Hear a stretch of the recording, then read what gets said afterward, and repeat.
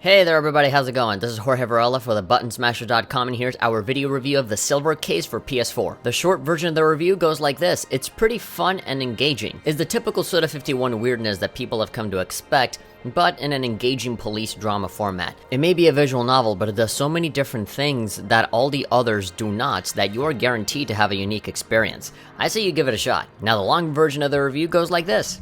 I have fond memories of the Silver Case, even though the game never really made it over to North America until now.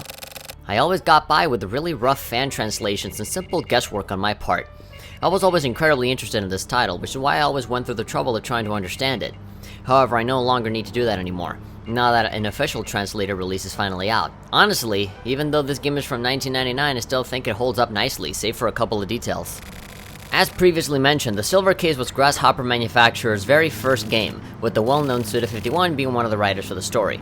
The game is essentially a very unconventional cop drama in the form of an even more unconventional visual novel style. I'm not going to spoil what happens, and even if I did, it would take some time to make sense out of it without simply playing the game on your own first.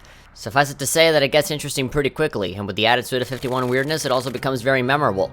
Some other reviewers have commented on the story implying that it makes no sense at all or that it's full of nonsense, but I personally never really found it that difficult to understand it, not really. Your mileage may vary, but one thing I'm sure of is that the narrative is worth experiencing.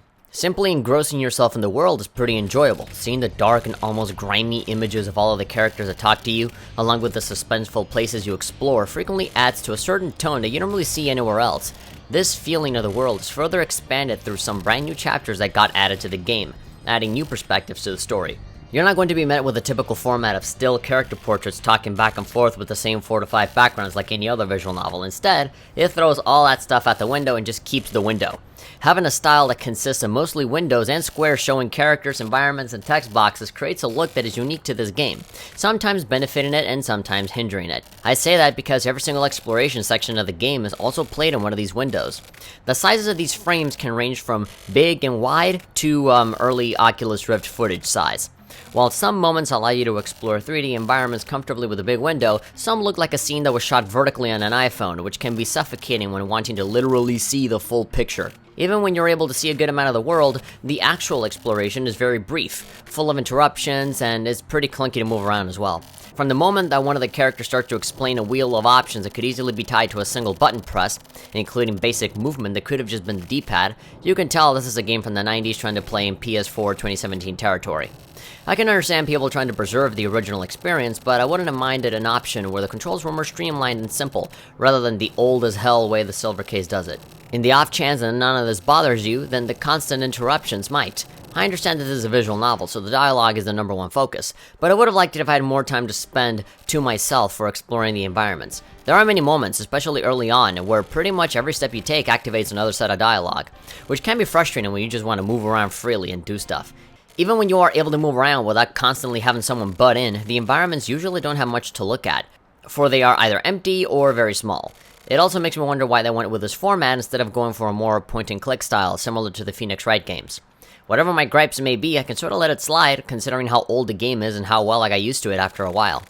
There are some puzzles in the game, but none of them seem particularly memorable to me, especially when all of them were fairly easy to solve. In fact, there were some speed bumps early on that pretty much solved themselves through pressing a single button.